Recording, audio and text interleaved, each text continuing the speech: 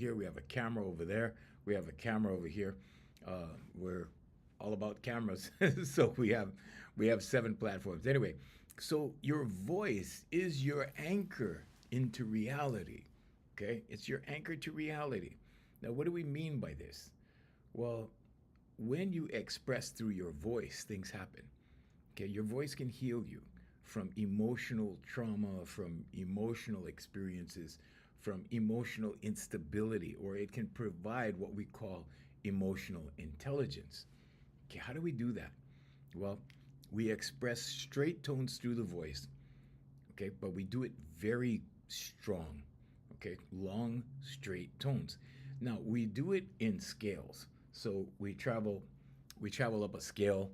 Good morning. Hey, Sarah. Good morning, Sarah. Good morning, guys. Good morning, family.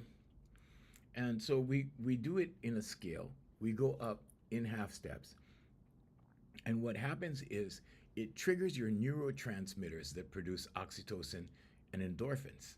Okay, it also increases your serotonin levels. Okay, what does this do? And it also lowers cortisol levels. That's your fight or flight thingy. Okay, so what does this do? Well, it begins to calm you. It begins to calm you in here. Okay, and once you start to calm, you start to be present. Okay, and you start to find out that when you have this transformation of sorts, when this begins to happen, okay, it takes away all your anxiety. It takes away fear, basically. Okay, all the negative emotions are rooted in fear. And as these emotions begin to quiet down and disappear, right, it disappears because your voice is coming through. Okay, so what does this do? Well, most people, right, because most people are in hypnosis, what we call hypnosis, the definition of hypnosis, right? A different reality, their own perception, or let's say it another way, in their head. Okay, so what does this do? Well, this starts to have you put into your subconscious things that you don't want in your subconscious. And things go into your subconscious just in your environment, whatever your environment is, whatever you subject yourself to. Okay, so your diet is what you see, what you hear, what you watch, right? It's things you watch online. Okay, things you do out in public, things you witness. Okay, you cannot unsee something. Okay, but when you do these things in repetition, or let's say it another way, when you get attracted to something and you start partaking in it over and over and over again, right? You're doing it in repetition. These things go into your subconscious, and sometimes you get programmed. Well, not sometimes, more often than not, you get programmed into doing things and to buying things, doing things, partaking in things, getting how people nowadays they go, wow, I'm obsessed with this game. I'm obsessed with Candy Crush. I'm obsessed with that kind of thing. So all of these things go into your subconscious. Now, when you are programmed unintentionally for anxiety, right? People don't know why they have so much anxiety. Okay, here. This is a good indicator of what's giving you anxiety. Okay, but it's just one thing. It's not the thing, it's a thing because you're a human being. It's the television. Okay, if you have a television and you leave it on like all the time, I mean, yeah, that could be a problem. Okay, so people don't understand, like, how come I need therapy? How come I have anxiety? I can't deal with this, that, and the other thing, you know? Well, you actually can. You actually can deal with this stuff if, number one, you know what it is, and number two, if you know how this works. Okay. So so now your voice, right? I've been doing this for 37 years, and in the beginning, right, I just thought, well, I'm just gonna teach voice, and then we started noticing some things, some significant changes in little kids, and I had questions. I was like, what's making these kids do this? Their body language was changing, everything was changing. And as it turns out, in retrospect, I discovered I made a mistake in my teaching. Okay, it wasn't really a mistake, but one of the things that I did that was different from other voice teachers was I was having these kids, like, just really come out and forcefully do these tones, these straight tones. And I didn't think anything of it. I just thought, well, bring more voice out of you. I mean, sing stronger, that kind of thing, right? At my singing school. And their body language began to change, and they began sticking up, puffing out their chest, sticking out their chest like that. Little kids, I'm talking about 6, 7, 8, 9-year-old girls, okay, and boys. And they became fearless. And their parents were telling me things like, yeah, they're really confident at home now. They talk to anybody. They, deal with adults, all kinds of stuff. And their grades got better. They started joining social clubs in high school. The kids that I had that were in high school, they joined social clubs. So all of these extenuating circumstances began to help happen, and everything was like confidence oriented or confidence based. And so I thought it was interesting. So in 2007, I went down the rabbit hole. I did maybe 3 years of research. And after we completed the research, I started Here For You Life Coaching because it was so significant that I felt that, well, there's people that don't sing, right? So, I started out teaching voice, and then it's like, oh, okay, well, this is good for people that don't sing, but what about the people that don't sing? How are we going to help them, right? And the answer was Here For You Life Coaching. Um, Ironically, I ran into one of my former students maybe about a year and a half ago, I think it was. And so she asked me, "Oh, Uncle, what are you doing now?" They call me Uncle in Hawaii. And I said, "Well, I'm life coaching now." And she said, "Are you still teaching voice?" I said, "Yeah, we're still doing that, but I have more life coaching clients now." And she's like, "Oh, Uncle, you were life coaching before life coaching was life coaching." And I thought about that, and I kind of agreed with her. I go, "Yeah, I kind of was doing that." Um, but anyway, because the kids would tell me things, right? They would tell me their problems, or adults, either one, and we would discuss things. But it was totally not apparent to me until I did research in 2007. It took me 3 years of research. And I wish I was responsible for this. I wish this was my discovery. But no, it's not. Uh, it was actually discovered in the 40s about what the human voice does to people. Okay, so it's not like my thing or anything. But I haven't seen any life coaches do things this way.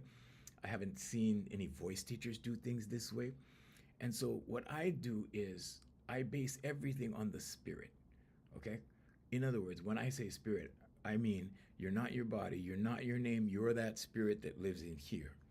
Okay? Because uh, there's a very huge spiritual aspect to what I teach. Okay?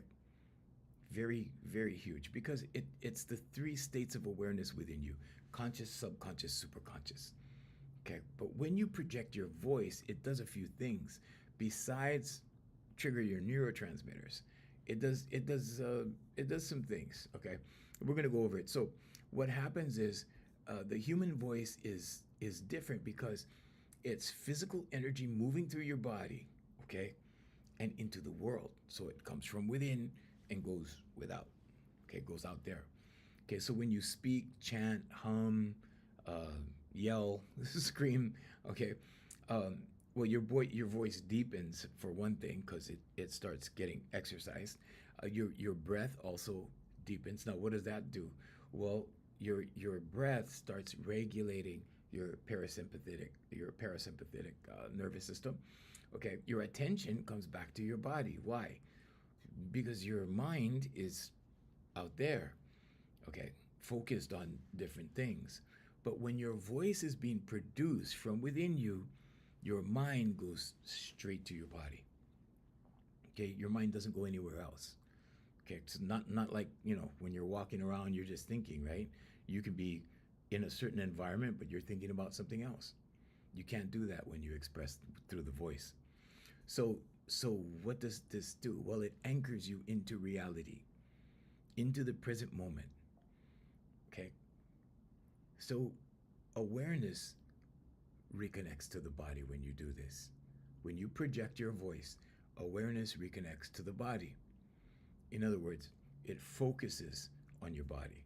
You focus on the present moment. Okay, you cannot be somewhere else or think of other things. It draws you back and puts you in the moment. Okay, what else does it do? Well, breath regulates your nervous system. We know that.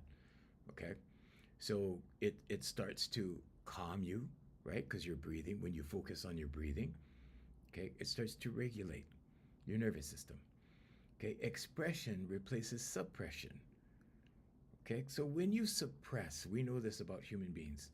When you suppress things, when you suppress feelings, okay, when you suppress concerns, when you suppress anger, okay, what it does is it acts out in other ways.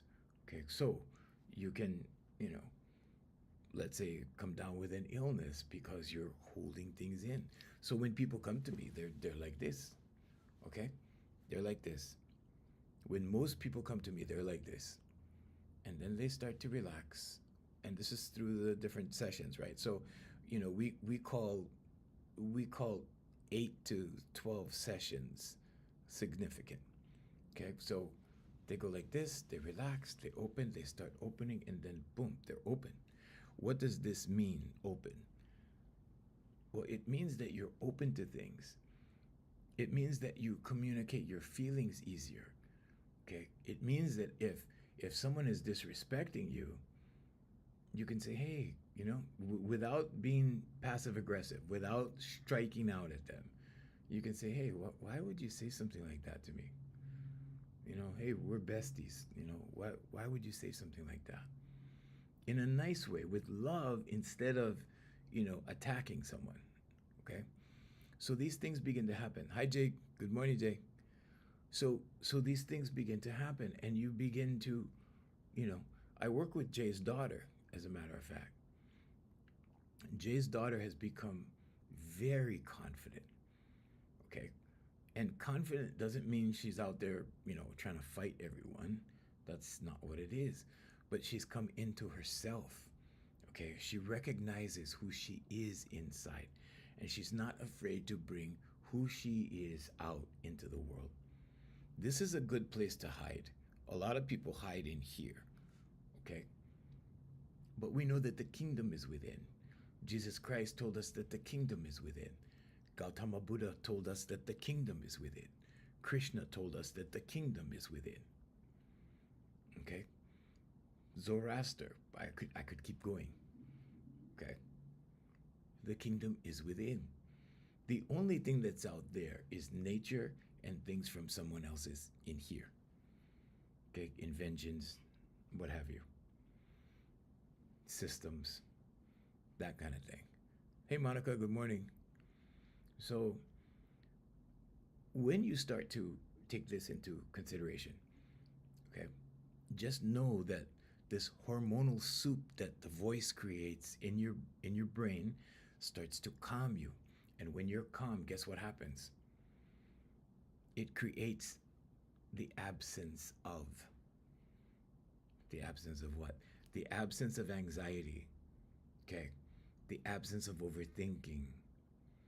Okay. The absence of that knee-jerk reaction to things. Okay. Like you have to hurry up and fix this, hurry up and do this, hurry up and do that. Okay.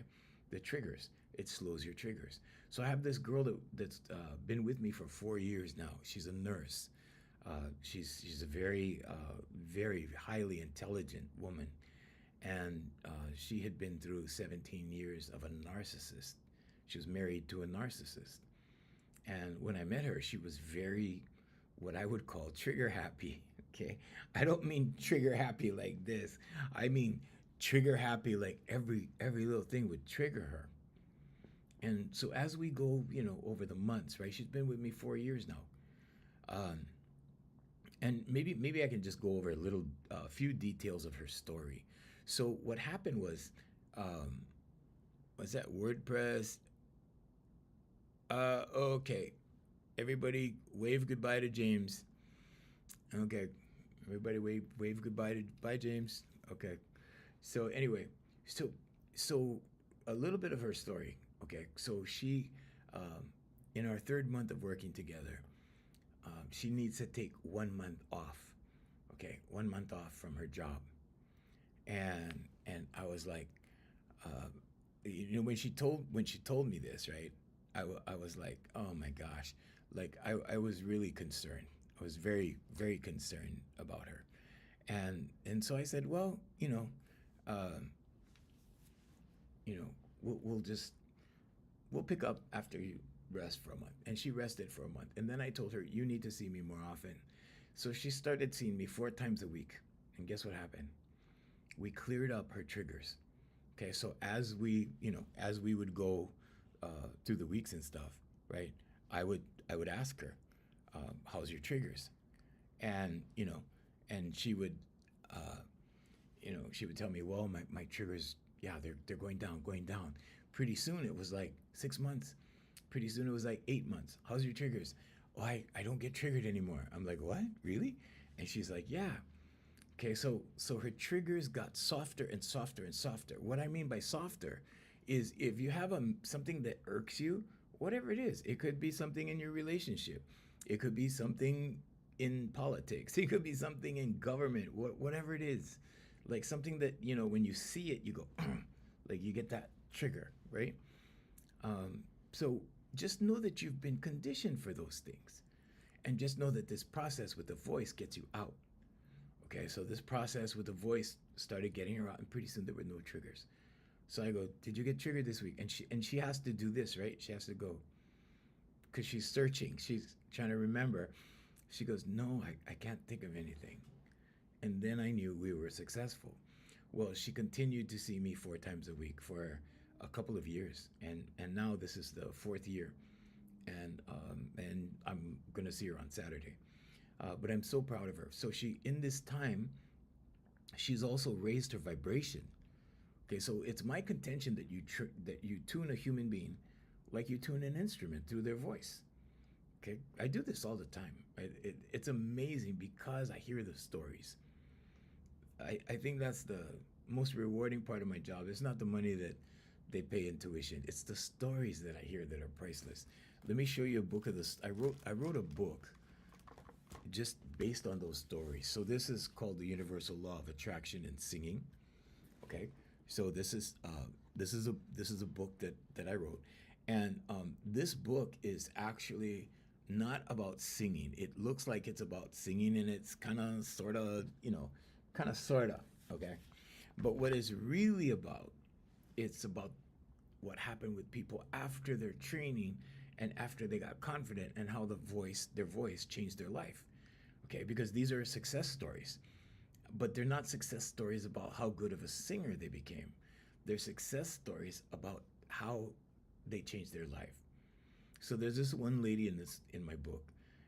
She got married to this guy, this wealthy guy, and I guess it was one of those things like a fairy tale kind of thing.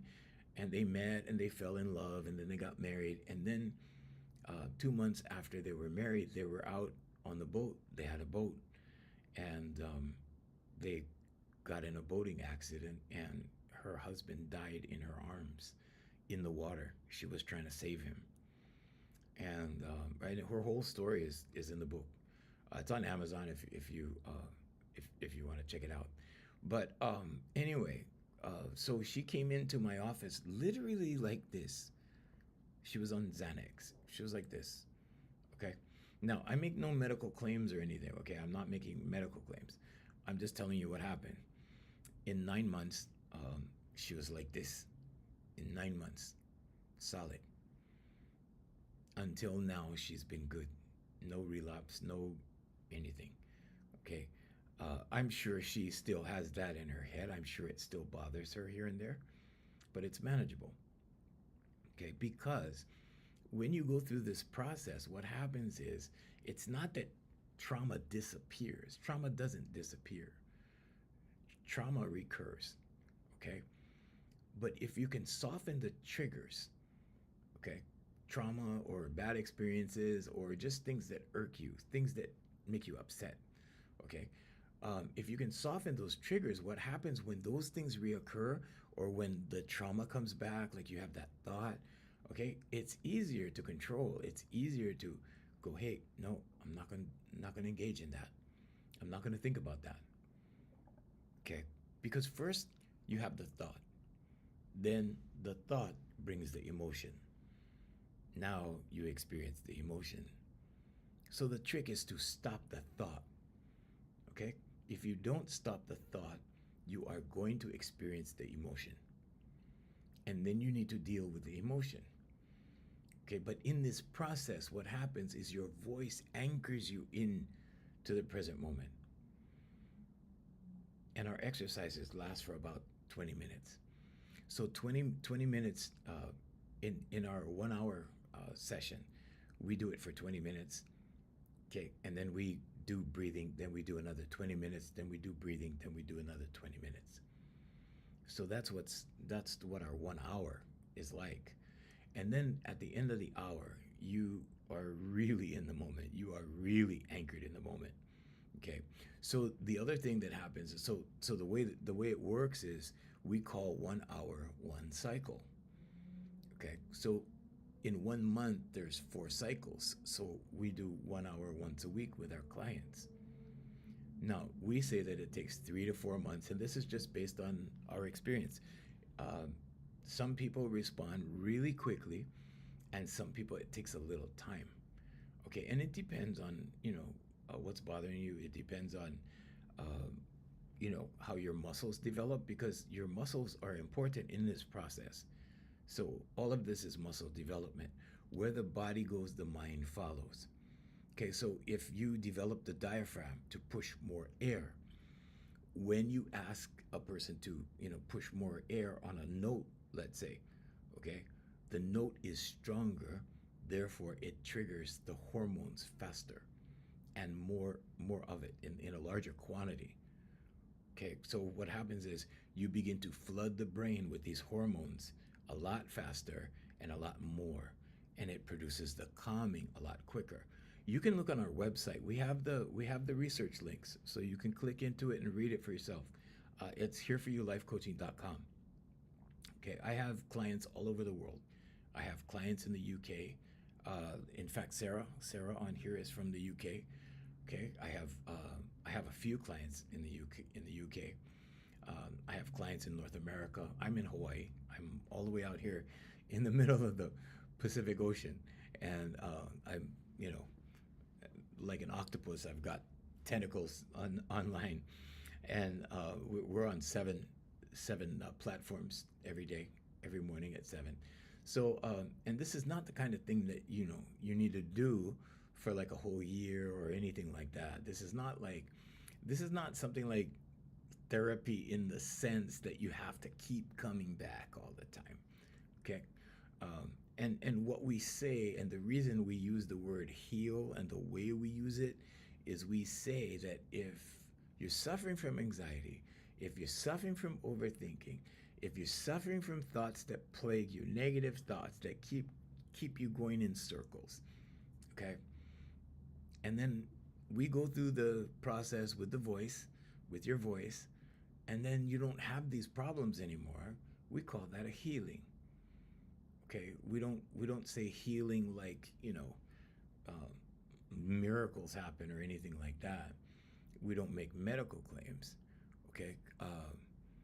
Oh, thank you so much, Sarah. Thank you. I'm blessed to know you. But we don't use the term healing in that way, in the medical sense. But if you're healed from something, that means it doesn't bother you anymore. If you're healed from something, that means it doesn't plague you anymore. It's not a hassle anymore. Okay? When you are freed from it, and your voice frees you from negative emotions. Okay? So let's continue with how else or what else it does. Okay? So the other thing is identity becomes real and grounded. You become you. That's it. Okay? How do I classify identity? Identity is when you go, I am that. You are the plumber, or you are the doctor, or I am the, right? Whatever it is. Okay? And you start identifying with that. So I had an attorney that had a big problem with that. She worked for the largest landowner in Hawaii. And she told me, she goes, everybody at work knows me as the attorney. They refer to me as the attorney. Everybody refers to me as the attorney. What about me? What about me in here? And that's a big concern for professionals. The majority of my clients are all professionals, and this is a major concern that we have to deal with professionals, to pull them out or separate them from their profession, so that they can now see themselves as, you know, these two things: personal life, professional life, or what they call work-life balance. Okay, work-life balance is very important because, many times people bring work home, right? So what happens is, let me give you, if you're a professional, you're going to appreciate this. So this is the 50 percentile, and let's call this work, and let's call this home. Okay, now let's say you take some work home. Okay, now you go like this. Okay, maybe this now is 51%, and maybe you want to get caught up somewhere at work. Okay, just know that work always, piles up. So, okay, just for reference. So now you push it over. Now it's 52%, 53%, 55%. Guess what happens to your personal life? Less time. Okay? So it could mean that you come home, that you cook dinner for the kids, but you're not spending time with the kids, maybe watching a movie or watching television or whatever it is you do with the kids, right? But you have to do work, so the kids have to do it alone. That kind of thing. Okay? So now your work-life balance is off. Okay, so now your personal time has been taken up a little bit more. Personal time has been sacrificed for more work. So what do you have to do? Well, in my attorney's case, the attorney that I was speaking of, okay, she started missing the gym.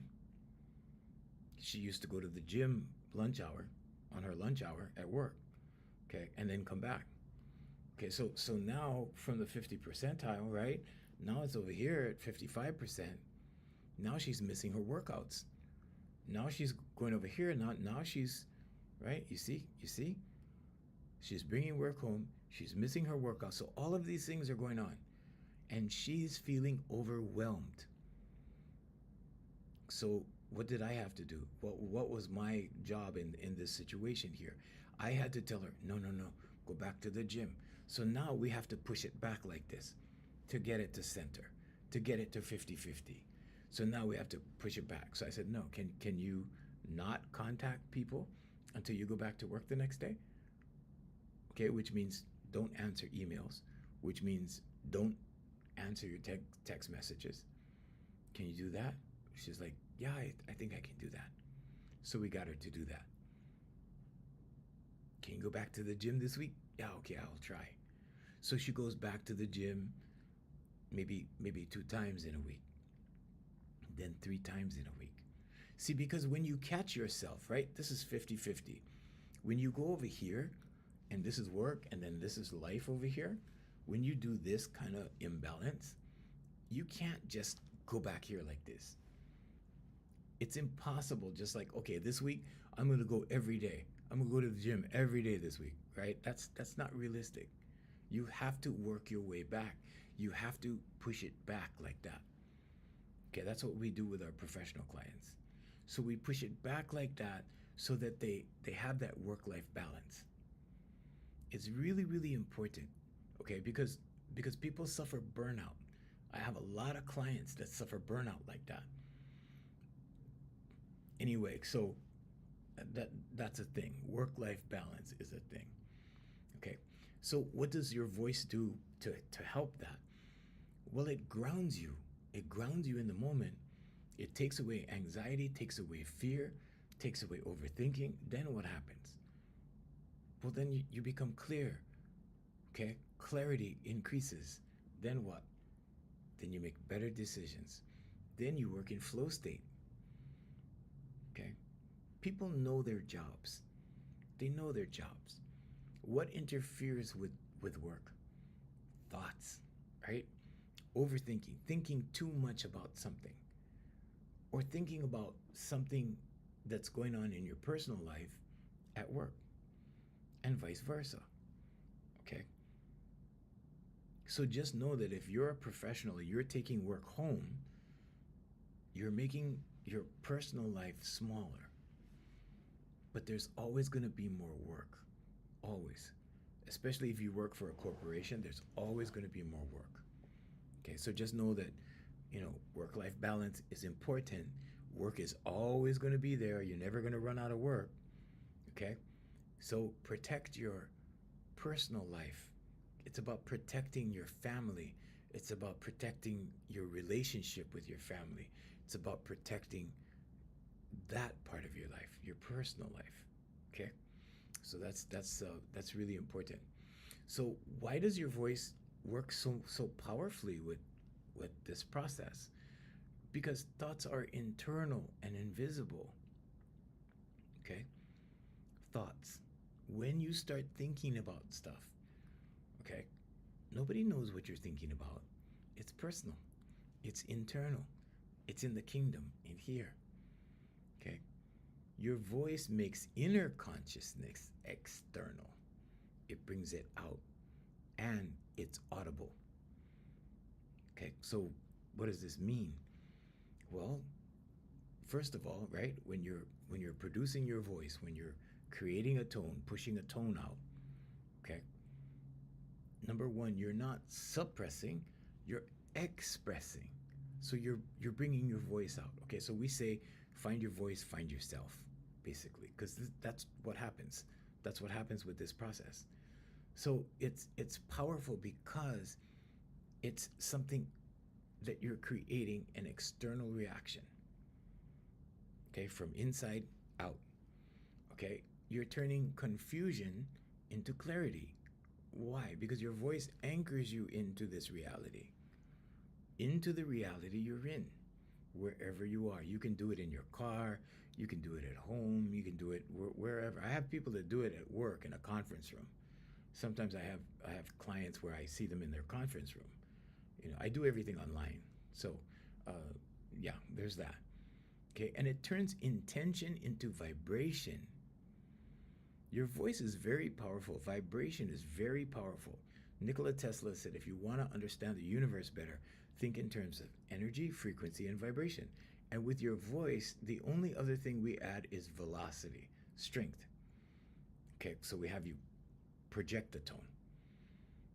And I have people that are still with me. I have a CEO that's been with me a little over 2 years. I have an attorney that's been with me for 4 years. 4 years. I have a nurse that's been with me for 4 years. And they appropriate budgets to see me. Okay. And they do this because it helps them with their work. It helps keep them grounded. It helps keep them centered. It helps keep them in flow state. And they don't have troubling thoughts. Let's call it what it is. It's troubling, right? When you're worrying. So worrying is like praying for something bad to happen. Okay, worrying will bring you, if you want to call it bad luck, but it will bring you bad things. Why is that? Because your focus is going to be on worrying. You're going to manifest things uh, that are conducive with worry. Okay, so worry is anything that you're afraid of, basically. It's rooted in fear. So if you're worried about something happening, that means you're afraid of that happening. If you're afraid of that happening, what are you doing? You're putting fear into your subconscious over and over and over and over. Okay, so we want to get rid of that, so we push it out with the voice. Okay, your voice anchors you into reality. So let's define it very simply. Okay, the human voice is a bridge between your inner world and your outer world. Okay, it brings you into reality for you, what reality is for you here, not what it is out here. Okay, so what it does is it stimulates this hormonal response. Your neurotransmitters fire, producing oxytocin and endorphins. Oxytocin is the bonding hormone. Okay, and then of course the feel good hormone, right? Oxytocin is the bonding, Endorphins is the feel good hormone. So you feel good. Okay, so in the singing school, I say, sing, feel good, sing better, feel better, sing better. It kind of goes like that. Okay, but in the life coaching, which is what I'm talking about here, in the life coaching company, Here for You Life Coaching, uh, I say it a different way. Okay, I say you find your voice, find yourself. Okay, because some people are so wrapped up in the exterior things of life, in their job, right? I have my clients are primarily female, always will be, always have been. Why? Because women get plagued by negative thoughts way more than men, way more. Okay, I went over this the other day, so I'm not going to get too deep in it. Okay, but it involves being a mama bear because women are engineered to raise young. Okay, so they need to identify threats. So because they need to identify threats, they're really good at it. They have women's intuition. They have larger frontal lobes than we do. Okay, their processing power is way higher than men, much higher. They can think faster than we can. They can react faster than we can. But they do it naturally. Okay, and males and females both have negativity bias as humans because it's an evolutionary thing. It's like, we need to survive. So we need to identify threats. Okay, but not everybody lives in the jungle anymore. Not everybody lives near a forest or, bears and those kinds of threats that need to be identified so that the species survives. Okay, it's a different day and age. But now we need to, we need to protect ourselves against stuff like this. Okay, because this is the new television. Okay, if you had a TV in your house on all the time, it's bad for you. It's bad for you because it starts teaching you what to think. And pretty soon you start thinking about all the things you see on television, right? It'll show you drama, it'll show you violence, it'll show you these things that will start to activate your amygdala, which is your fight or flight syndrome. Then what happens? Well, then you get anxiety. Some people don't even know why they're anxious. They're just anxious.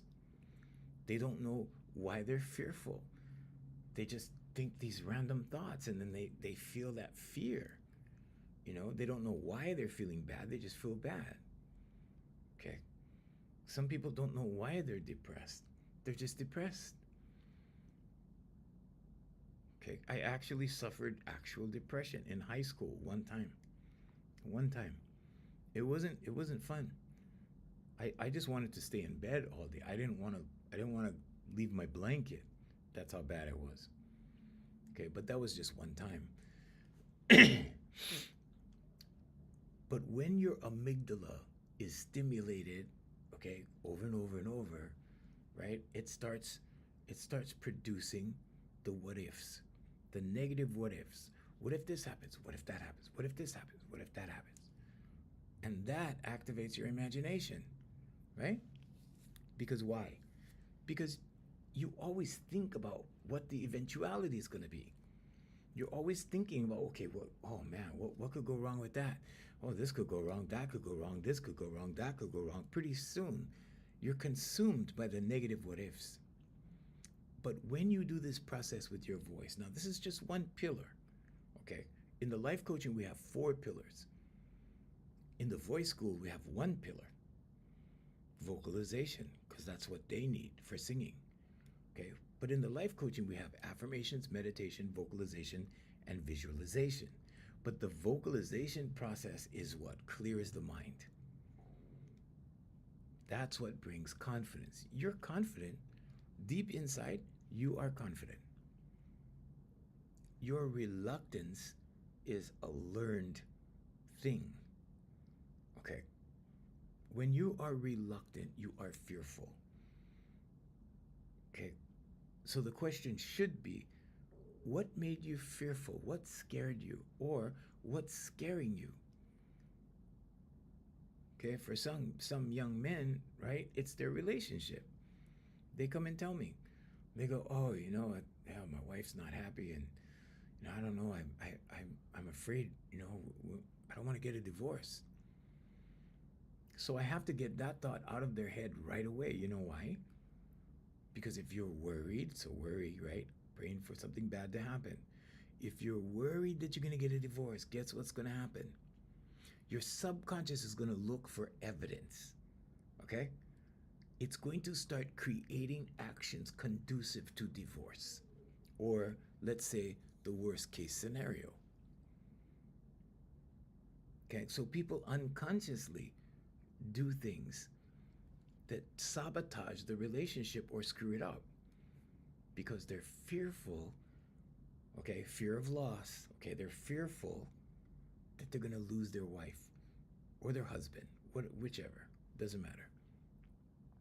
But when you get consumed by this, meaning you think about it over and over and over, your amygdala is going to produce more what ifs for you to think about.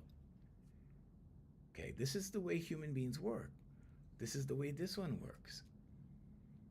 You are a very sophisticated piece of machinery, okay, in human form. If you think computers are fascinating, you're even better than that. If you want to see a miracle, go into the bathroom, turn on the light, look in the mirror. There's your miracle, okay? That's your miracle. The good part is you can reprogram this, okay? Affirmations, meditation, vocalization, visualization. Less than 15 minutes of work a day. Less than 15 minutes. Okay, and this is why when you go to either Voicemaster Vocal Development in Hawaii, or you go to Here For You Life Coaching in Hawaii, you're only going to see 5-star reviews. Only. We don't get anything less than that. And that's because this works on every human being. Okay, now this, like I said, I wish this was my thing. I wish I invented this. I wish I could take credit for it. No, this was discovered in the 40s, but nobody uses it this way. Okay, I had to use it this way. But like I said, it was a mistake because, I noticed my kids were like super kids. And I was like, what's doing this to them? And when I found out that velocity had to do with the stimulation of hormones in the brain, I'm like, oh, okay. Otherwise, I would have been like every other voice teacher. It would have been just singing, and that would have been it. But because I was encouraging them to bring more voice out, come on, you can sing stronger, and then I would sing strong, and then they would sing stronger. So I would provoke them into those actions, but I didn't know that it created this response in the brain. So I just had this guy. This guy is a former CEO of a phone company here in Hawaii. He was my client for 3 months, and his thing was he coaches executives as well. He coaches young executives, so people in their 20s and 30s, they want to get to be. Oh, thank you. Who did that? Satara. Thank you, Satara. Thank you so much. So he coaches young executives, and his voice, he needs to speak a lot, and his voice was weak. So he came to me to fix it, to fix his voice. And I told him, don't worry. He was really afraid. He thought he was getting old. He's in his 50s, and he thought he was getting old. I said, no, you're not getting old. I trained an 84-year-old woman, and she got stronger. Her voice got strong. So I put him through the exercises. There's only 2 exercises. One works on your diaphragm, and one is to express tones. And we did that for 3 months. Guess what? His voice is brand new, and he coaches volleyball. So now he goes, wow, this works really good for my volleyball. I can yell louder. I can, my voice is heard now. So he has, presence. He has a full voice, and he's in his 50s, But I think the most important thing that he's going to find out is how confident he's become. I think, for me anyway, I wish confidence on people. I wish clarity on people. You know, when I coach people, I always tell them, whether I'm coaching singers at the voice school, or whether I'm life coaching business people, my professionals at the life coaching, and I do this for 1 hour for you, so you can take notes, because I can't see everybody. It's impossible for me to see everybody. Okay, but this needs to be known. You need to know that your voice can heal you. You need to know that your voice can make you confident, because it takes all the anxiety away, it takes the overthinking away, and now you have clarity. And clarity is confidence. You were born like that. Okay, I say it almost every day. I say, you've never seen an angry baby, right? Babies are born confident, and then life happens. So you were born confident, and then your life happened. Okay, it's nothing to feel bad about. Hey, Satara. It's nothing to feel bad about. Life happens. We're humans, okay? We go through stuff, okay? And that stuff never stops. So you want to be able to counter it. You want to be able to express your voice to bring yourself back into the moment. And all of my clients receive sound files, so they can do it forever. Okay, it's something that you can keep doing. You can keep doing. And all of my clients work out with me in private. We do FaceTime or whatever. There's Microsoft Teams, that kind of thing. But we do that once a week. But like I said, a lot of my executives have made budgets so that they are stable, so that they're consistent. And those people I've had for 3 and 4 years, a whole bunch of them. Like, I think the almost the entire core of my life coaching clients are like that, and that's quite a few people.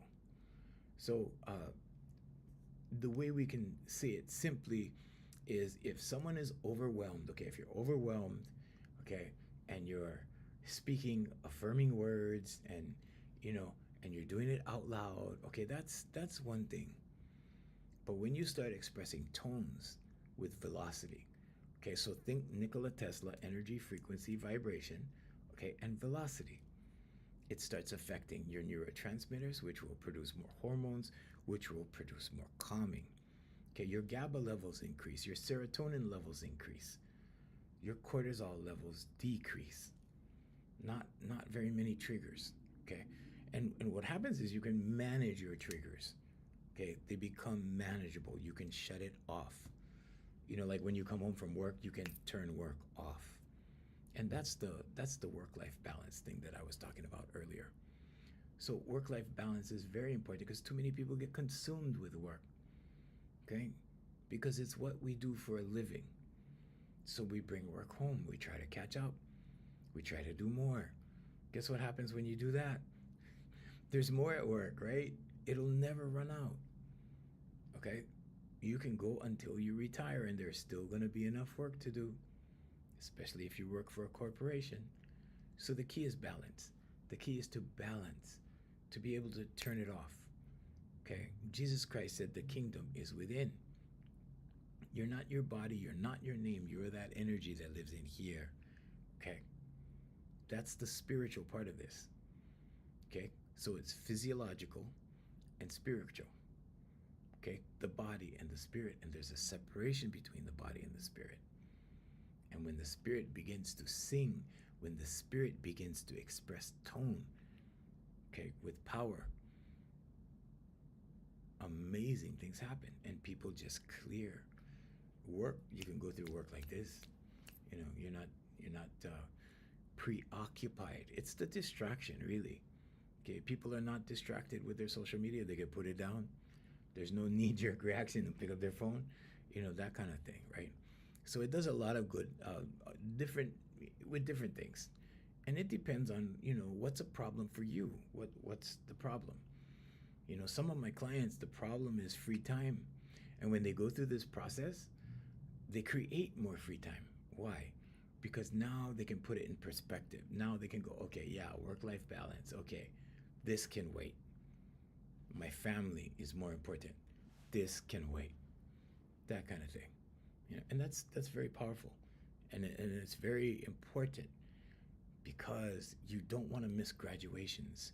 You don't want to miss birthday parties. You don't want to miss your children's significant events of their lives because you wanted to get some work done. You wanted to secure a project.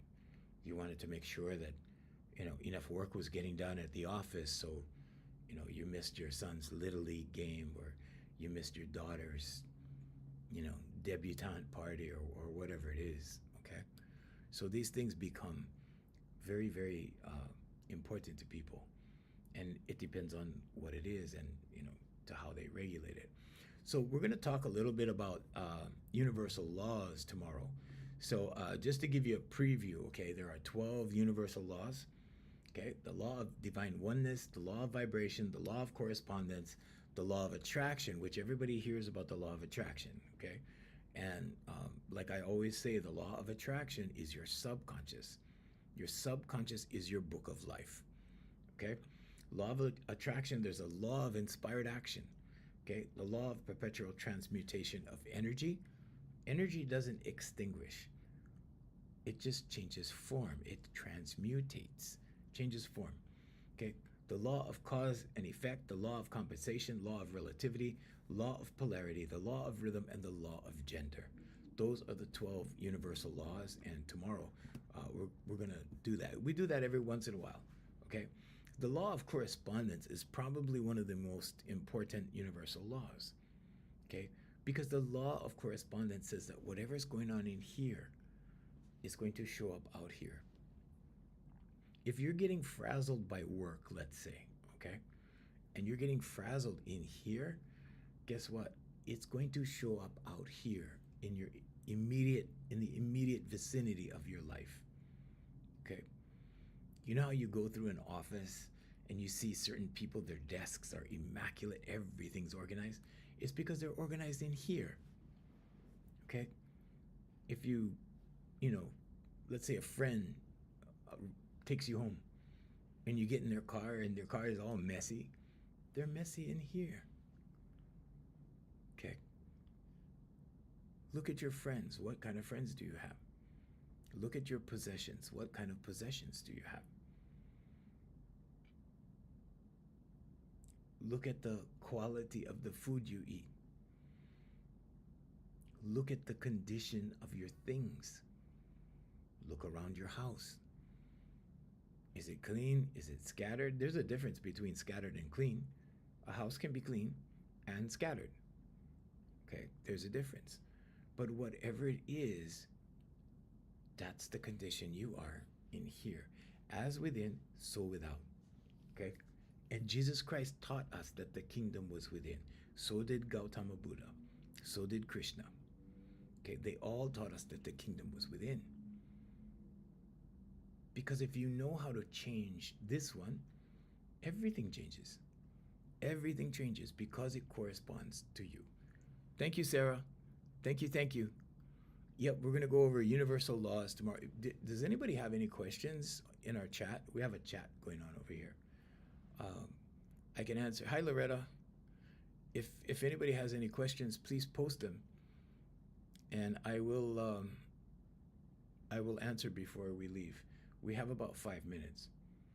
So just a few things, about universal laws.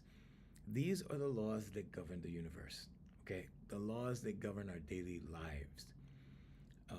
And these things, yep. Thank you, Jay. Jay's our moderator, so you guys can give her some love. She moderates everything for us every day on this platform over here. I don't want to say because some platforms limit us if we talk about their competitors.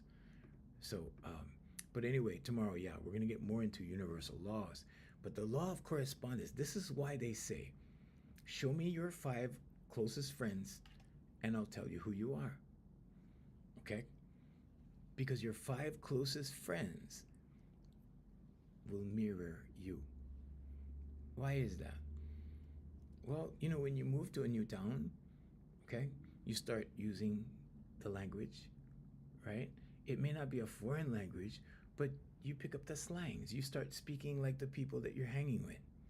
You hang with new people, you make new friends, you start to mirror their behavior. You start to mirror their actions because humans are social creatures. Okay, so we pick up those things, especially if we think it's cool. If we think something's really cool or something's really nice or whatever, right?